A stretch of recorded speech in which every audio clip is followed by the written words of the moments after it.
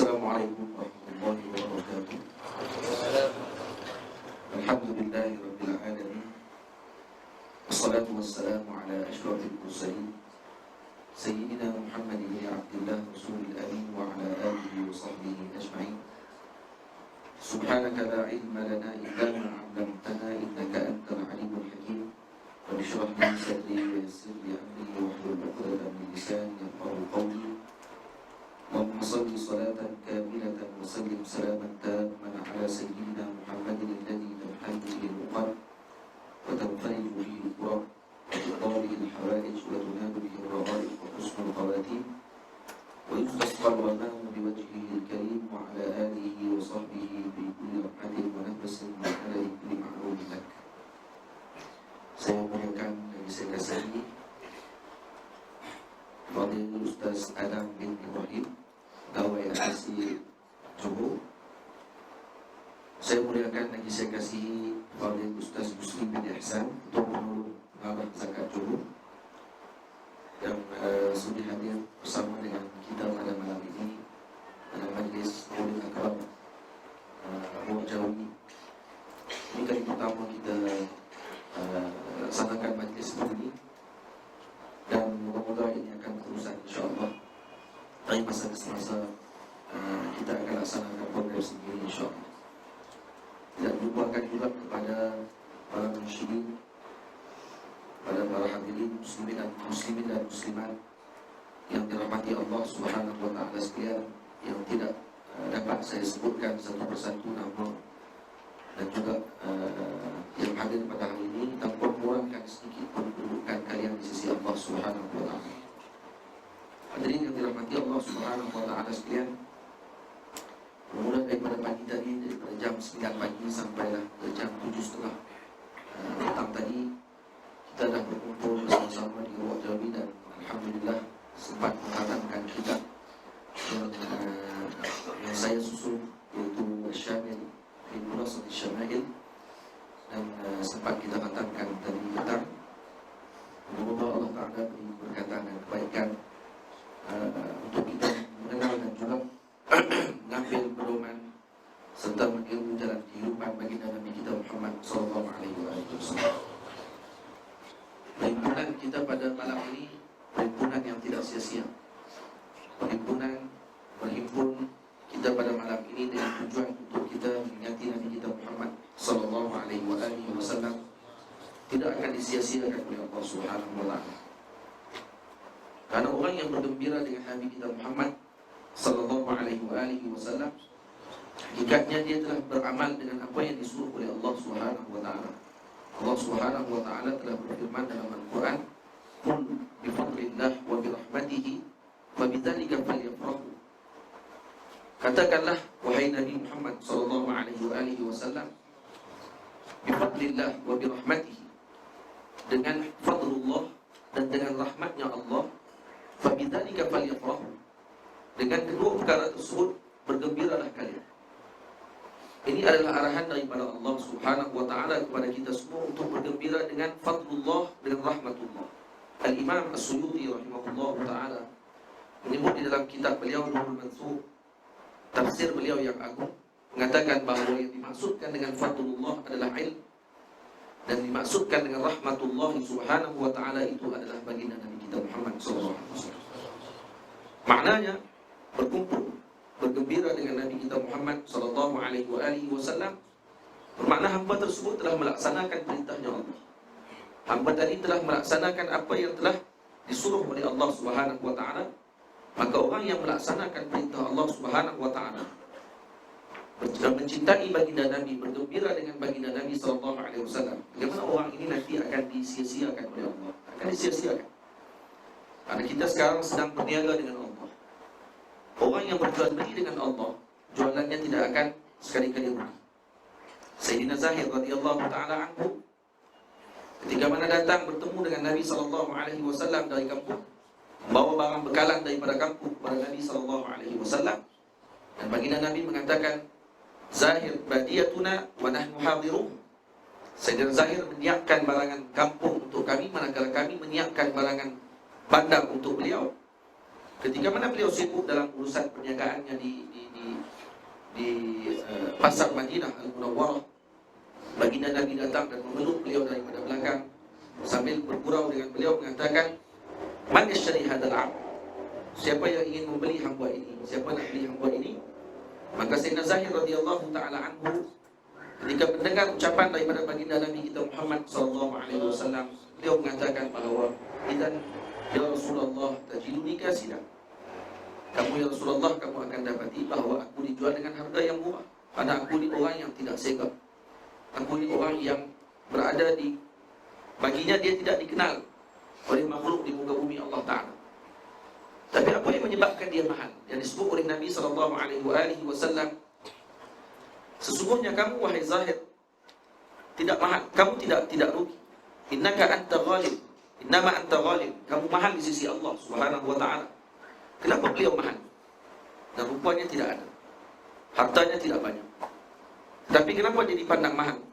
Kerana dia bergembira dengan Nabi SAW. Karena dia gembira dengan Rasulullah, karena gembira dengan diutuskan Nabi kita Muhammad SAW, menyebabkan beliau menjadi mahal di sisi Allah. Sehingga Nabi kita Muhammad SAW menyebut dalam hadis, "Inna Allah Ta'ala la yanzuru ila suwarikum wala ila ajsadikum, walakin yanzuru ila qulubikum wa a'malikum." Allah tidak melihat kepada rupa badan kalian, Allah tidak melihat kepada tubuh badan kalian, tetapi yang Allah Ta'ala lihat adalah kepada, dan juga Allah tidak melihat kepada rupa kalian. Inna Allah Ta'ala la yanzuru ila suwarikum wala ila ajsadikum, walakin yanzuru ila qulubikum. Pada hati kalian Allah Ta'ala pandang, bening hati kalian yang Allah Ta'ala pandang. Dan ini yang disebut oleh Nabi SAW. Bila mana Sayyidina Abu Bakar As-Siddiq radhiyallahu ta'ala anhu mendapat kemuliaan di sisi baginda Rasul, lagi di sisi Allah Subhanahu wa Ta'ala. Sayyidina Abu Bakar dikatakan oleh Nabi SAW, beliau melebihi kalian semua wahai para sahabat, bukan karena kasratus siyam, bukan karena kasratul qiyam, walakin ma waqara fi qalbihi, tetapi dengan sesuatu yang ada di dalam hatinya. Para ulama berbincang, apa yang ada dalam hati Sayyidina Abu Bakar sehingga menyebabkan beliau dipandang oleh Allah, diberi perhatian oleh Rasul. Disebut dalam Al-Quranul Karim, "Thaniya itsnain idh huma fil ghar, idh yaqulu li sahibihi la tahzan, innallaha ma'ana." Disebut dalam Al-Quran dengan sifat tersebut, sehingga disebut dalam Al-Quran kepada baginda Nabi kita Muhammad sallallahu alaihi wasallam, baginda Sayyidina Abu Bakar As-Siddiq radhiyallahu ta'ala anhu, Siddiqul Akbar, dengan disebut idh yaqulu li sahibihi la tahzan innallaha ma'ana. Jadi apa yang ada dalam hati Sayyidina Abu Bakar As-Siddiq radhiyallahu ta'ala anhu, Siddiqul Akbar, sehingga dia menjadi perhatian Allah Subhanahu wa Ta'ala, disebut oleh Nabi kita Muhammad, "Walakin ma waqara fi qalbi." Apa yang ada dalam hati Sayyidina Abu Bakar As-Siddiq radhiyallahu ta'ala anhu. Dan dirahmati Allah Subhanahu wa Ta'ala sekalian, satu-satunya sahabat yang disebut dalam Al-Quran dengan gelar sahabat sahib adalah Sayyidina Abu Bakar As-Siddiq radhiyallahu anhu. Imam Al-Qurtubi rahimahullah menyebut di dalam tafsir beliau, jika seseorang mengingkari persahabatan mana-mana sahabat di kalangan sahabat Nabi sallallahu alaihi wasallam, yang jelas persahabatannya dengan Nabi kita Muhammad sallallahu alaihi wasallam, maka hukumnya fasik. Tetapi siapa yang mengingkari persahabatan Sayyidina Abu Bakar As-Siddiq radhiyallahu ta'ala anhu dengan baginda Nabi sallallahu alaihi wasallam, maka kata Imam Al-Qurtubi, hukumnya kafir. Karena dia bercanggah dengan apa yang telah disebut oleh Allah Subhanahu wa Ta'ala. Karena Allah sendiri yang mengiktiraf persahabatan Sayyidina Abu Bakar dengan Sayyidina Rasul sallallahu alaihi wasallam. Yang disebut dalam Al-Quran, idh yaqulu li sahibihi la tahzan innallaha ma'ana. Perkataan ini besar. Jadi apa yang ada dalam hati Sayyidina Abu Bakar yang disebut oleh Sayyidina Rasul, beliau tidak melebihi kalian dengan banyaknya salat, beliau tidak melebihi kalian semua dengan banyaknya melakukan qiyam, mengeluarkan berpuasa yang banyak, tidak. Tapi sesuatu yang ada dalam hatinya. Sebahagian ulama mengatakan yang ada di dalam hatinya tadi adalah iman. Sebahagian lagi ulama mengatakan bahawa yang di dalam hatinya itu adalah hub. Dan kita memilih, ataupun kita lebih Sayyidina Abu Bakar As-Siddiq adalah al-hub. Karena hub ini menyebabkan datangnya iman tersebut. Satu-satunya sahabat Nabi ridwanullah alaihim ajma'in yang tidak pernah mengingkari apa yang disebutkan oleh Nabi, yang percaya sebelum diucapkan oleh Nabi lagi, adalah Sayyidina Abu Bakar As-Siddiq radhiyallahu anhu. Beliau pernah bermimpi ketika mana masih lagi muda. Bermimpi, dalam mimpinya dilihat bulan jatuh ke dalam rumah. Kemudian setelah mana baginda Abu Bakar As-Siddiq radhiyallahu anhu melihat bulan tersebut, ditanya kepada kepada ahli takwil mimpi pada waktu tersebut. Mereka mengatakan bahawa kamu nanti akan menjadi orang yang akan menguatkan Nabi akhir zaman. Sayyidina Abu Bakar As-Siddiq yang namanya pada waktu tersebut Abdul Ka'bah menanti dan terus menanti siapa Nabi akhir zaman tersebut. Dan dalam benih hatinya kuat mengatakan bahawa saya berharap moga-moga Muhammad lah orangnya. Satu hari ketika mana perjalanan beliau daripada Makkah ke Yaman, karena Sayyidina Abu Bakar mempunyai tempat perniagaan beliau di Yaman.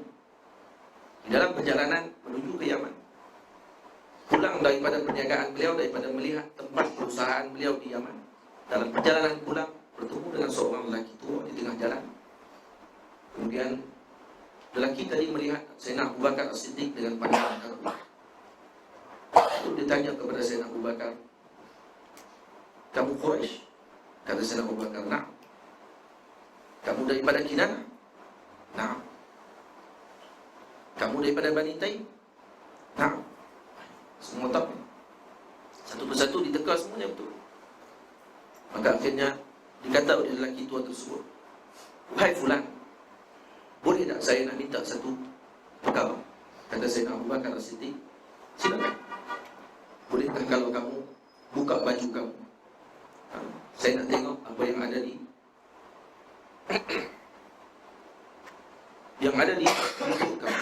Sayyidina Abu Bakar pada waktu tersebut terus terperanjat dan kemudian kata kepada lelaki tadi kamu tanya kepada saya satu, saya boleh jawab. Tapi sekarang kamu minta saya buka baju. Apa sebab minta baju, buka baju pula? Maka Sayyidina Abu Bakar radhiyallahu, kata lelaki tua ini, saya ingin melihat tanda yang ada pada perut kamu, yang karena saya telah membaca dalam kitab-kitab yang terdahulu bahawa orang yang akan menjadi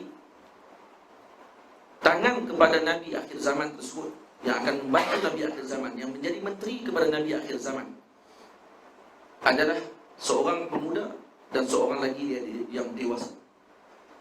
Yang dewasa tersebut daripada Bani sekalian, daripada Quraisy, daripada kaza-kaza, dan di perutnya ada tanda warna putih. Terkejut Sayyidina Abu Bakar As-Siddiq radhiyallahu ta'ala anhu, lalu dia terus membuka pakaiannya, diperlihatkan perutnya dan ada tanda putih pada bahagian pusat. Laki tadi terus meluru dan peluk Sayyidina Abu Bakar As-Siddiq radhiyallahu ta'ala anhu. Seraya lalu berkata kepada lelaki dan kepada Sayyidina Abu Bakar, dia kata, alhamdulillah, kalaupun saya tidak sempat bertemu dengan Nabi akhir zaman, sekurang-kurangnya saya telah bertemu dengan salah seorang menterinya. Alhamdulillah. Maka kata beliau, kalau kamu pulang nanti ke Makkah, sampaikan surat saya ini kepada Nabi akhir zaman tersebut. Bila mana Sayyidina Abu Bakar pulang, tak sempat sampai ke rumah, bertawaf beliau di keliling Kaabah, terus dengan berita bahawa ada seorang telah mengaku menjadi Nabi akhir zaman.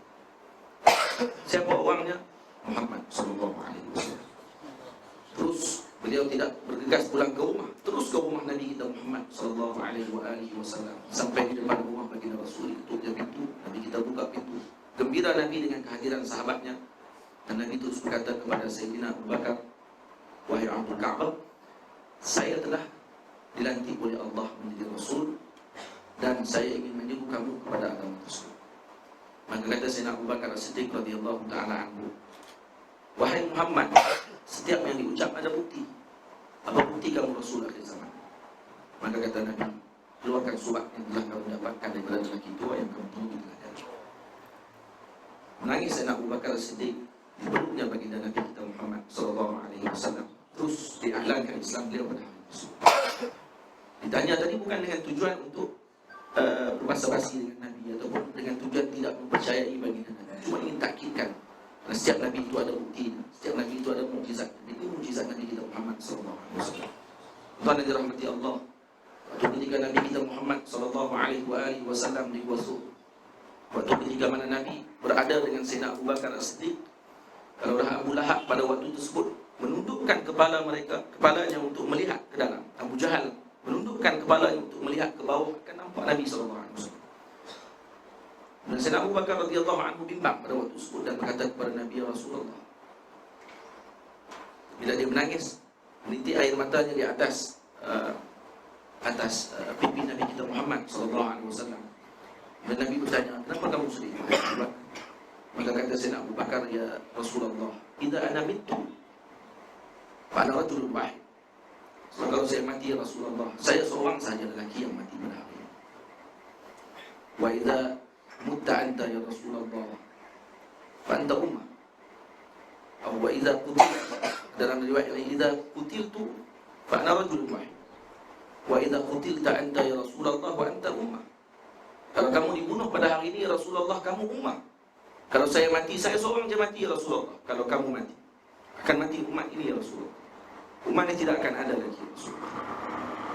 Maka Nabi SAW mengatakan kepada Sayyidina Abu Bakar, la tahzan, innallaha ma'ana. Perkataan baginda Rasul SAW ini berbeza dengan perkataan yang disebut oleh Sayyidina Musa alaihissalam.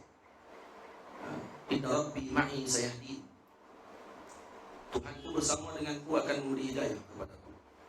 Manakala Sayyidina Abu Bakar, Sayyidina Rasul SAW menyebutkan innallaha ma'ana, Allah Ta'ala bersama dengan kita.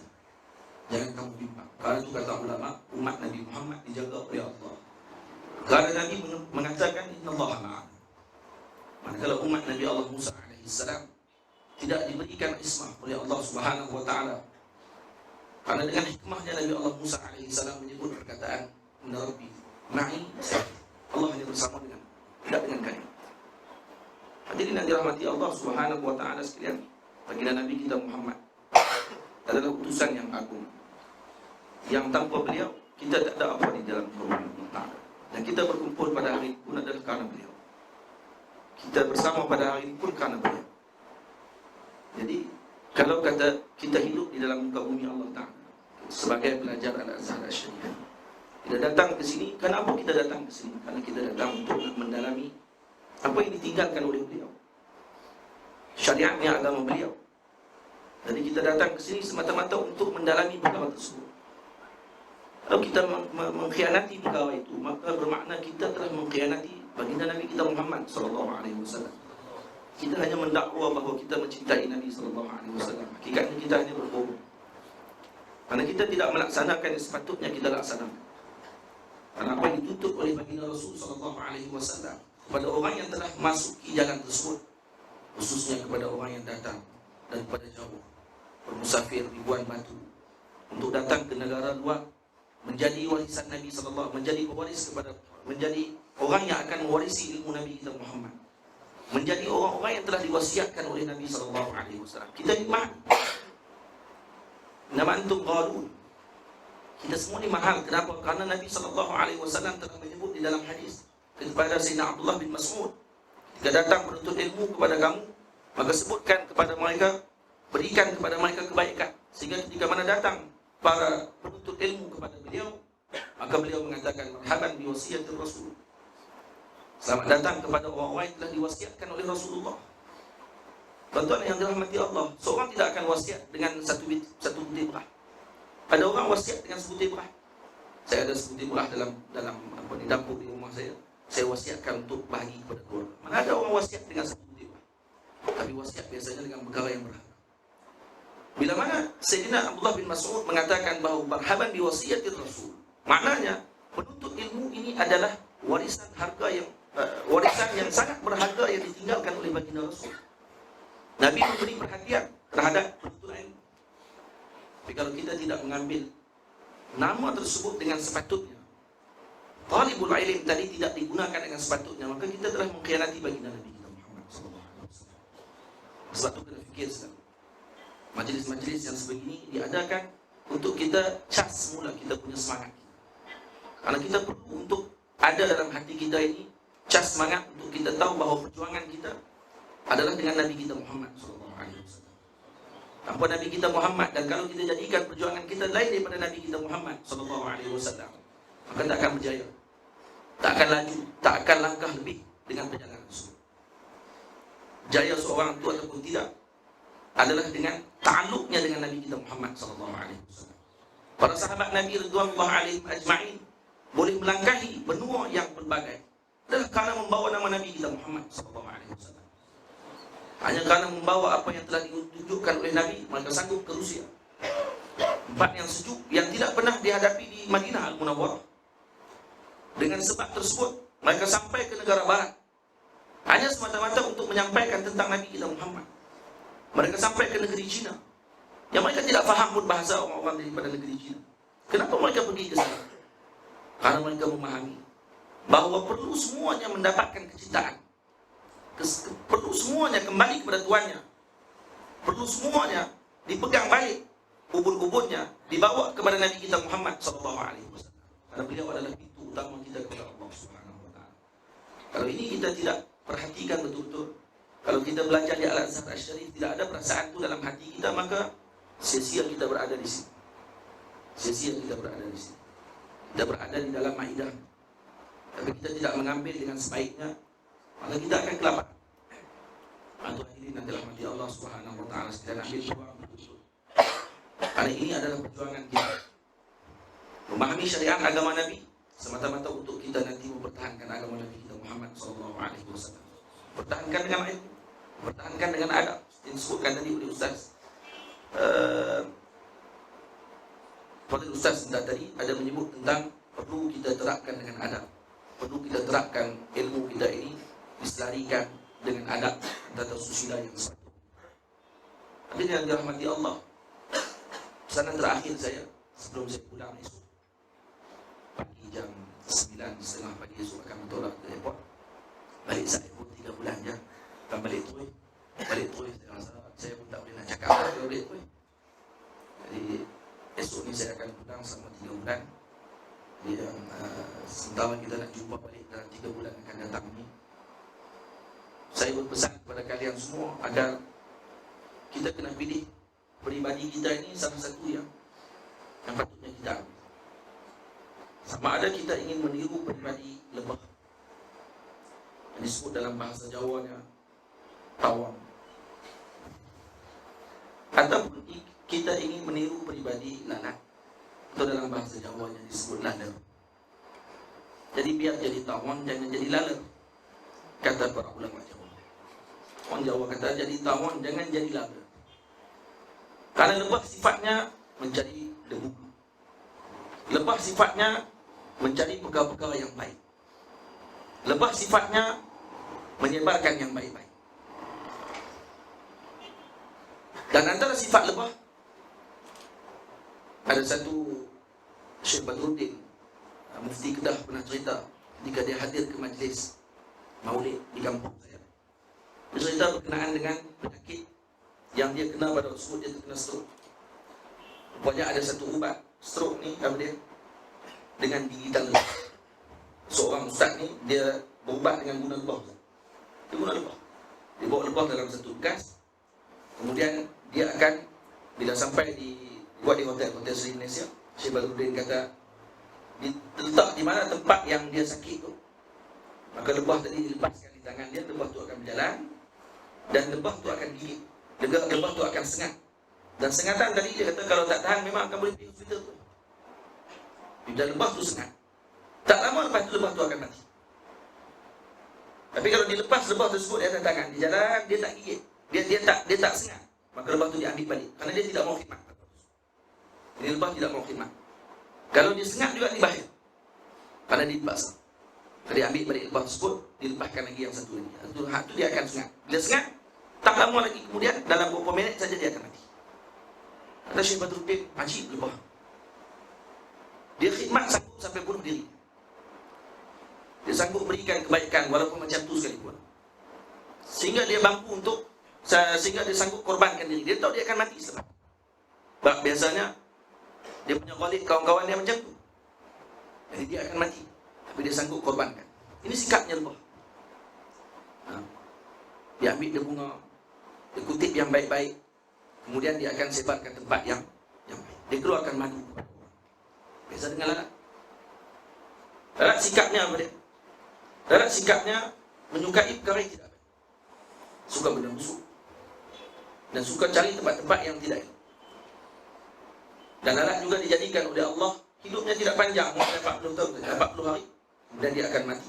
Sebab mati dia akan kenal kata Allah Ta'ala. Disebut oleh Imam Majuri radhiyallahu anhu, ada di neraka nanti dia akan menyiksa pula ahli neraka. Jadi sifatnya apa dia? Sifatnya hanya memberikan kekacauan kepada manusia yang lain. Jadi kita kena pilih mana satu sikap kita ketika mana menjadi seorang manusia. Sama ada kita ingin memilih dan meniru sikapnya lebah, yang disuruh untuk kita ini meniru lebah, sehingga ada surah yang khas berkenaan dengan lebah, ataupun kita ingin meniru sifatnya lalat yang hanya suka mengambil dan juga mencari perkara-perkara yang picis, dan juga perkara-perkara yang tidak berfaedah, dan perkara-perkara yang busuk untuk dijadikan sebagai kepuasan bagi diri. Tuan hadirin yang dirahmati Allah Ta'ala sekalian, ketika di sini lazimkan kita ini mengumpul dukungan tersebut untuk kita balik dan kita sebarkan kepada masyarakat kita dengan madu yang enak, yang lazat, yang diberikan kepada umat. Kalau baik tempatnya, baiklah hasilnya insyaAllah. Lebah yang ada di kawasan tumbuhan sidir, maka keluar madunya sidir, seperti di Yaman. Yang disebut dalam Al-Quranul Karim, lebah madu yang paling terbaik adalah yang berada di jibal. Wa minal jibali, yang berada di jibal itu yang terbaik. Nombor 1 dalam Quran sebut ikut turutan. Dan wa minas syajar, pada pokok-pokok dah madu tolak. Dan yang ketiga wa mimma ya'rishun, yang ketiga barulah yang ada di rumah-rumah lebah. Itu yang ketiga yang dibuat rumah lebah pada madu. Ini semua ini ada kebaikan, dan semua mereka memikirkan kebaikan kepada umat Nabi kita Muhammad SAW. Semuanya berfikir untuk berkhidmat kepada umat. Kita dengan lalat tidak mengeluarkan, walaupun mereka daripada jenis yang sama. Sehingga Imam Damiri rahimahullah ta'ala menyebut di dalam hadis berkenaan dengan dicelup lalat ketika mana jatuh ke dalam air, karena di sebelah sayapnya itu ada racun, dan sebelah lagi ada madu, ada penawar. Dan kata ulama, adakah lalat saja khusus dalam hadis tersebut? Al-Imam Damiri mengatakan bahawa segala jenis yang bentuk seperti lalat, seperti lebah, tebuan dan sebagainya juga termasuk sedemikian, kata beliau. Jadi yang dirahmati Allah Ta'ala sekalian, dari waktu ini sekarang kita untuk pilih identiti. Adakah kita akan membawa identiti seperti lalat, ataupun kita akan membawa identiti seperti lebah yang berfikir tidak habis-habis pikirannya adalah semata-mata untuk membawa perkara yang baik kepada umat Nabi kita Muhammad SAW, memandang tinggi umat Nabi kita Muhammad SAW, memandang dengan baik sangka kepada umat Nabi kita Muhammad SAW. Tidak ada buruk sangka dengan umat Nabi kita Muhammad SAW.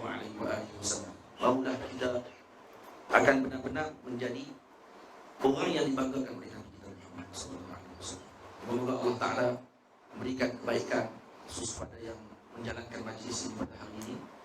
Juga Allah Ta'ala beri kebaikan kepada pihak pegawai, anak-anak Johor, juga kepada seluruh para penuntut ilmu daripada Johor. Pada pelajar Johor kena bersungguh-sungguh dan tuntut ilmu di Al-Azhar Syarif, karena negeri kalian, negeri yang telah diberikan peluang yang sepatutnya. Ada negeri yang mana kalau pulang daripada Al-Azhar Syarif tu dapat tauliah naikkan Johor. Betul tak? Orang Azhar dia balik dapat tauliah tu, ada nama Azhar dia, walaupun duduk di Mesir kadang-kadang tak mengaji.